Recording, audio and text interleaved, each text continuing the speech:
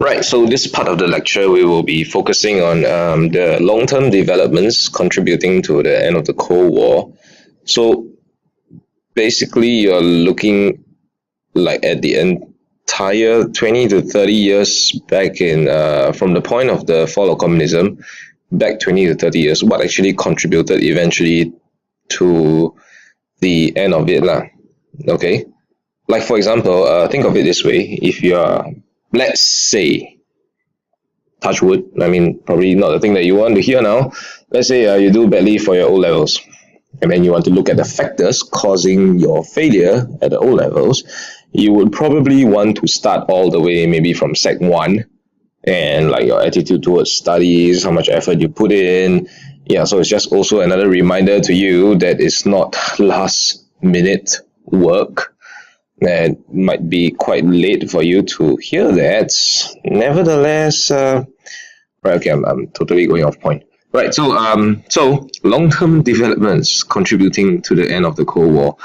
We are basically looking at very simply. Okay, I know you see a lot of words on the screen right now, but it's just boils down to one thing: how good is your idea to the people? Okay, how good is the idea of communism to the people? If the people don't like it, then you are basically screwed because you need the people's support. Unless, of course, you do it exactly like how Stalin did, and you have absolute and total control over the people until they have no way to resist you whatsoever. So, as I mentioned the word control, you will see that this is one of the short-term factors that contributes to the end of the Cold War. Okay, but long-term development, oh goodness. Right, okay, long-term development, we will be looking at two things here. That is actually the Americans' economic and military superiority, and also declining confidence in communist ideology and failure of the Soviet economy. Right, a lot of words I know, but I think it's very straightforward for you to understand. Because as we are living in a capitalist society, yeah, that's what, by the way, you and I are living in right now. Okay, it's really about the money. Rather unfortunate, I would say, but yes, everything is solely for the money. Like if I ask some of you right now, why are you studying? You would say for a better future. And what constitutes a better future in your eyes and your parents' eyes would be more money, right? So, same thing here. Okay, economic boom in the USA and Western European countries.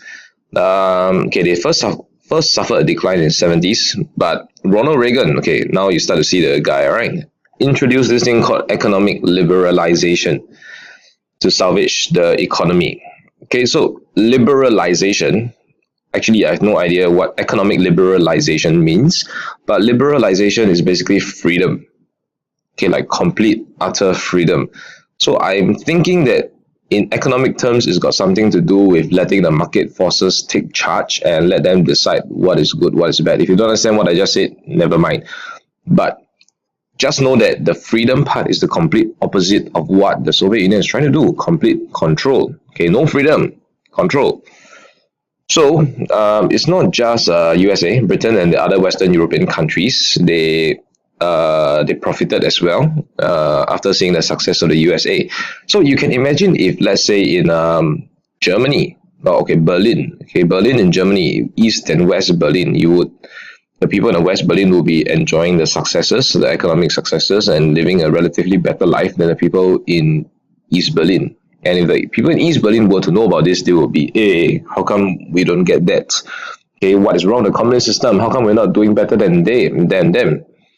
So, so basically, economy went up for USA in 1980s. Okay, also because of Marshall Plan, West Germany, Japan's economy grew, profited USA's economy as well. Japan's economy growing actually helps USA's economy, and Japan's bubble actually burst in 1990s. Story for another day. You can check it out if you're interested.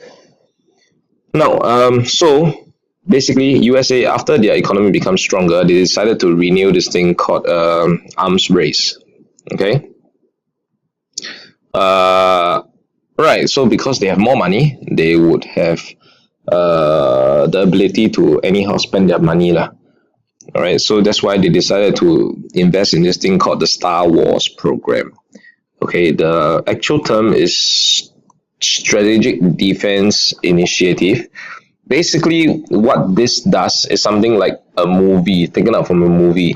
Imagine you fire a missile, and then after that, this system is supposed to detect the missile and destroy it before it hits you. Okay, think of it like some kind of a satellite in space. After it detects a missile, and then it fires a laser at the missile, and the missile gets destroyed, so that your country is safe. Yeah, it sounds absolutely like a movie. It didn't work. They spent billions of dollars on it, and they didn't manage to get it work during that time.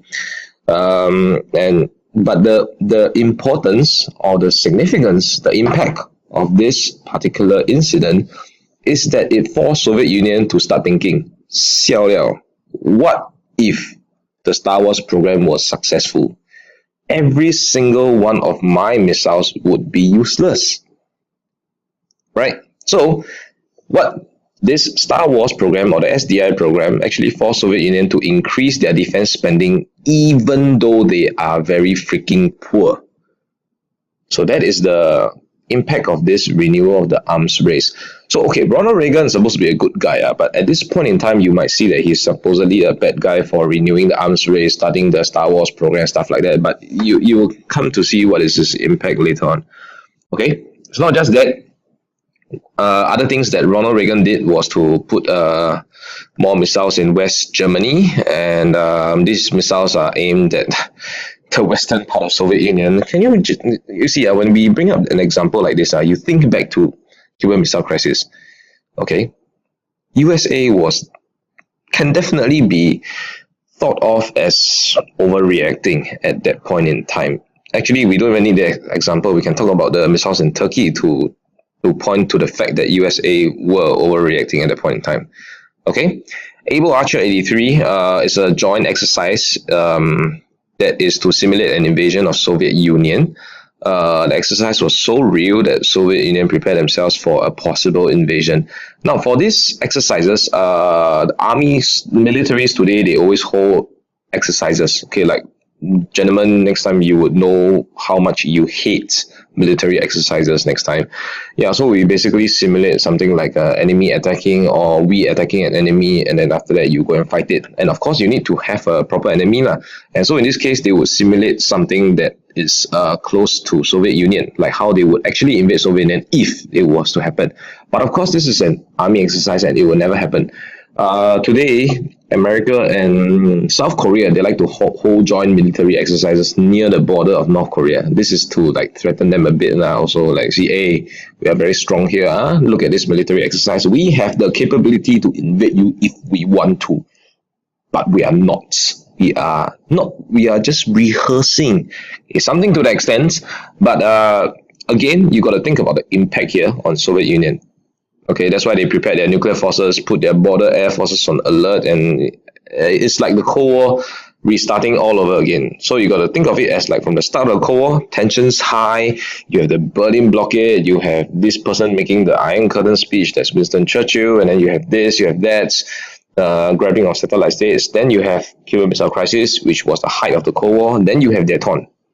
So it's like roller coaster going up and down, and suddenly it's going up again. Okay? Now, the good thing about this is that Ronald Reagan, okay, even though being an actor, apparently can be the president well enough to start to rethink his attitude towards the Soviet Union. And he realized that this aggressive stance was actually pushing them closer to another nuclear war. So it's like flashback, Cuban Missile Crisis all over again. What am I doing? I don't want to be the president to be responsible for the start of another nuclear crisis or a potential nuclear war. I'm not sure if he's thinking that, but it could be possible. So he changed his stance in 1984 and adopted a more favorable attitude towards Soviet Union. Okay, so this, you can also mark it as one of the important points in time when they actually, important points in time when it could be potentially leading to the end of communism. Sorry, I'm distracted by some students. Okay. Now, next. you have the structural weakness of the command economy. So the command economy, right? It is basically Soviet Union's way of doing things, or the communism way of doing things, as compared to the free market economy, which is today most democratic countries actually use that, including China today as well. Not exactly, but I guess parts of it is quite similar to how we are doing it now. So under the command economy, a lot of things are controlled by the governments. There are certain things which are either directly or indirectly controlled by the government. For example, post office. Okay, like for example, Singapore's one is controlled by the governments. Okay, they are the ones who are in charge of delivering your mail to you. But at the same time, there are also private companies who are doing this postal service as well. Of course, hardly anybody engages a private company to send one single small mail. Okay, it's usually those big parcels that you need. Then you might get somebody else other than SingPost to help you to deliver it. If you're into all the online shopping, especially the ladies, I think you would be more aware of this. So under a command economy, right, it will be entirely controlled by the government. Okay, there will be no chance for a private company like Takubin. Okay, that's one of the postal companies, to actually be doing the delivering job. Okay, other than the one employed by the government.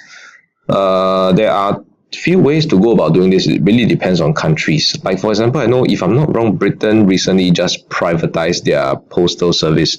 So in other words, the government is no longer in charge of it. It's all in the hands of private companies. So anything you can think about. The common example I use are cars. Okay, the car market business is definitely not controlled by the government at all. That's why you have a variety of choices. You have Mercedes-Benz, you have BMW, you have Toyota, Honda, all sorts of choices. If it was a command economy, however, then you would have things all controlled by the government.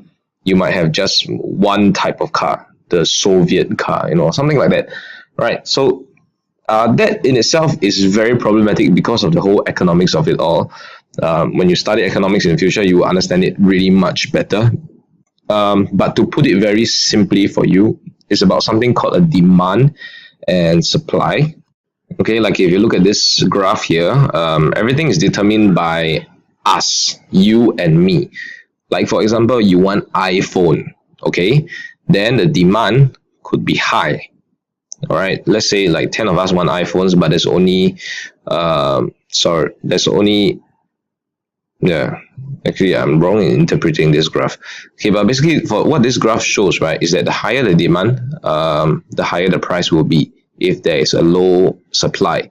So if there's more supply, then the price will go down to something that is actually much more manageable. If there's an excessive supply, then the price will keep dropping. That's why there will be more and more discounts being given. Okay, so everything works on this. The economics of it functions on this. Actually, I'm not very good at economics, but I understand basics of it all. If you do understand this graph better than I do, good for you. But for the Soviet Union, they don't really care about that. Okay, they don't really think about that. They will just simply set a price based on whoever it is, whatever it is that they decide. And based on number of people, they just produce a supply, and that's it. Oh, hey, what do you know? I googled it, and there apparently is one. I'm not sure if it's the correct one, but yeah. So you see the supply, right? Determined by government, set by government, controlled by government. They'll just produce this, and whether or not is there a high or low demand, it really doesn't matter to them at all. They'll just produce. So it's not determined by you anymore, but it's determined by the government. Like for us, we actually do determine the prices. Like for example, why is the price of an iPhone so high? It's because everybody wants it, and there's a low demand, low supply of it at the initial stages.